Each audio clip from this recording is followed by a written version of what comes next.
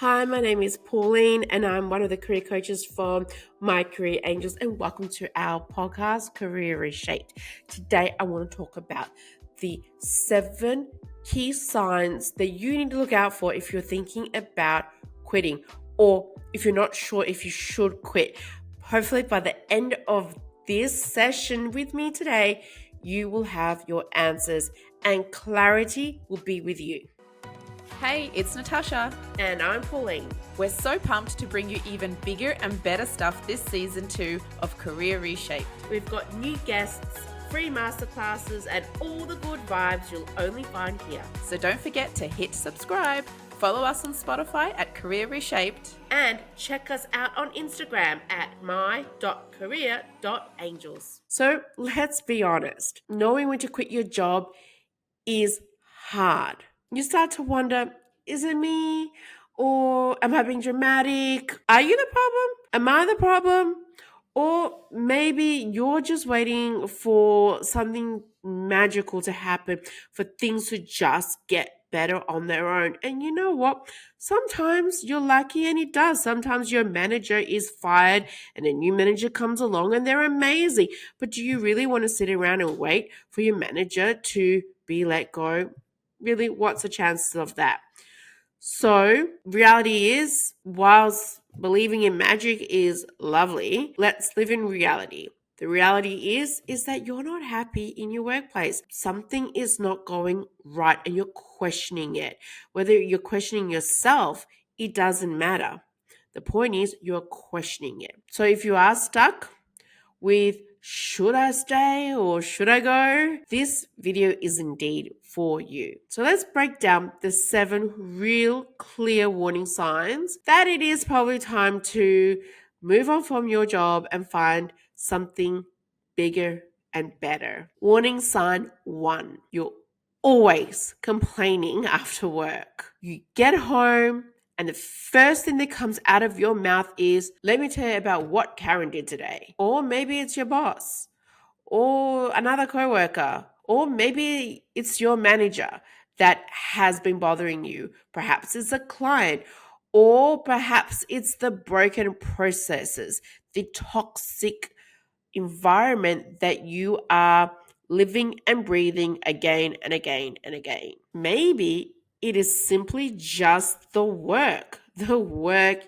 is hard. It's numbing. It is driving you insane and you just can't look at one more report. So if your post-work conversations are 90% venting, ranting, or emotional decompression, that's not just your normal everyday stress. That's chronic dissatisfaction. We all have bad days. It's okay to have a bad day. A bad day does not sum up the entire vibe and energy of your overall experience working somewhere. But if the bad days are constant and every now and then we have a good day, that's the problem. Your job shouldn't follow you home every night. And if your loved ones can predict your complaints before you even open your mouth, that is your red flag. Do we need any more warning signs? Perhaps not, but let's continue. Warning sign number 2, you dread going to work. Does the sound of your morning alarm trigger instant existential dread? Do you start mentally counting the days until the weekend? Every Monday, Tuesday, Wednesday, Thursday? Do you basically live for the weekends? That's the question. The daily feeling of not again isn't something that you have to live with. Yes, every job has hard days, but if you never feel energized or excited or feel that your work has purpose or meaning, then it's just not a rough patch. That's a sign. And does Sunday night bring upon anxiety? That's not just the Sunday scaries. That is your brain telling you that this environment might not be right for you anymore. Perhaps it never even was right for you to begin with. Warning sign number 3. You're bored, you're checked out, or just over it. Let's keep it real. If you're watching this video during your work hours, that says a lot. That should tell you everything. So whether you're scrolling on social media, daydreaming all day about something else, anything else, other than focusing on the work that you're doing, or you're feeling a disconnect from your tasks, boredom is not laziness. It is a lack of alignment. If the work doesn't challenge you in any way, doesn't excite you, you're not growing from it, you feel like you're basically going backwards, you'll slowly start to slip into apathy. And that is a dangerous zone to be in. Warning sign 4. You know you're about to be let go. I know that's a horrible feeling, but you're seeing the signs. Layoffs, teams are shrinking, sudden restructuring, meetings are quieter, leadership is vague, morale is basically down, and deep down, you know your job is probably next. Look, here's why this matters. It is always better to leave on your own terms than be forced out. Not only does it give you control of the story, but it allows you to buy time that you need to look for a new job. You do not want to wait until the last minute when you are asked to pack up your bags and go, and then you are stuck without employment. And it could take time to find a new role. Now, there's no shame in being let go, and layoffs happen all the time, especially in today's economy. There is nothing wrong with that, and that's an easy thing to explain in an interview. It's not because you were let go because you are incompetent and unable to perform, but the company has restructured. That is common and understandable, but wouldn't it be better to find a job and have something secure to walk into before you are asked to leave, instead of sitting at home looking for work and not having income to fall back on? These are just my career suggestions for you, but if you are sensing that it is time to move on, then don't wait. Move on. Before we get into the nitty-gritty of this topic, We just wanted to check in and say that if you believe that you need some assistance and that we could help you, reach out to us today, check out our website, join our newsletter. We'd love to be in touch. we wanted to quickly mention that subscribing to the podcast is the best way to support the show and ensure you never miss an episode. It's super easy. Just click the subscribe button whenever you're listening. Thanks for tuning in. Warning sign number 5.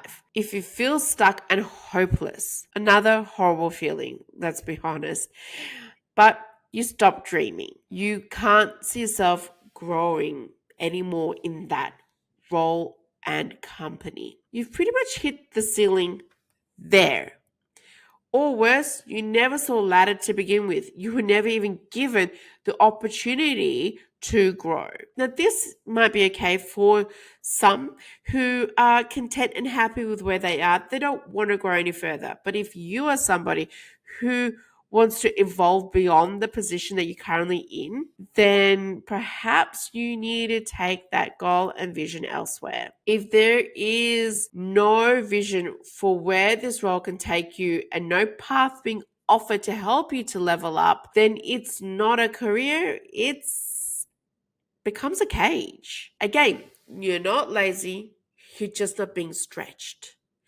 And that stifles creativity, motivation, and eventually your mental health, because you are not feeling fulfilled or like you're bringing purpose to yourself and the role. Warning sign number 6. You've become complacent. You keep telling yourself, this job is fine for now. I'll wait and see how things go. I don't have time to look right now. But let's be honest, these aren't facts. These are fears disguised as logic. There is a bigger difference between comfortable and being complacent. Comfort feels safe. I get that. But complacency feels stuck.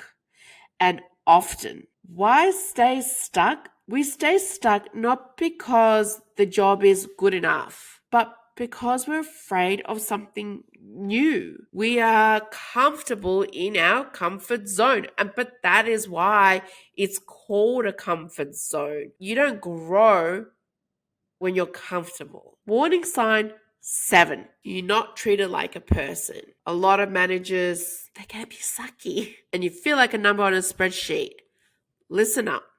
You deserve feedback. You deserve growth and recognition.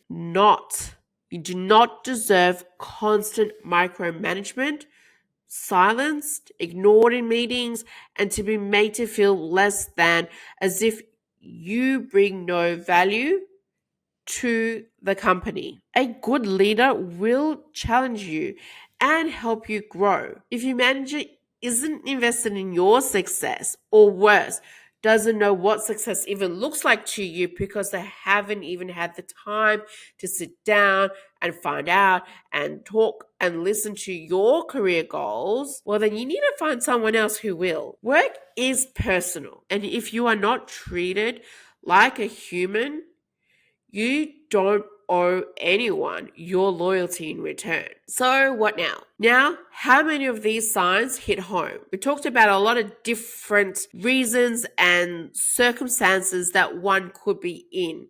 Are you ticking any of them? Are you ticking more than one of them? Now, that tells me that you might be in a tough season right now. But if you're ticking all of them, oh, I'm so sorry.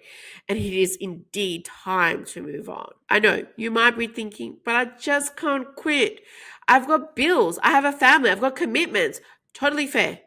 Understand that.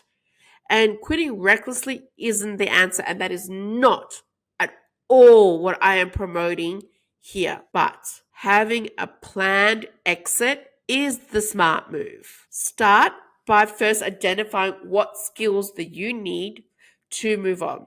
Do you have any gaps between you and that role that you really want? If you do, start building those skills to get you across the line. Look into roles that align with your strengths and interests. Research the companies before you even interview with them. If the companies have bad employee reviews, then you'll just be jumping from one bad situation to another. Ensure that you update your resume and refresh your LinkedIn. Get everything aligned and ready to start looking. Another great thing to do is networking. Start building those networks and start testing the waters. See what the industry looks like. What does the market look like? Are there great opportunities? And then apply. Put yourself out there. Look, you don't have to leap tomorrow, but you do have to take the steps and stop pretending that everything is fine. Your job should energize you, not drain you. It should challenge you, not stop you. And the company that you work for should value your time, not waste it. So if this has resonated with you, leave a comment and tell me, what's your biggest red flag right now? And if you are ready to make your next big move, hit the subscribe button. We've got a lot more career support and guidance coming your way every single week. And remember, you've got this, and we've got you. See you in the next one.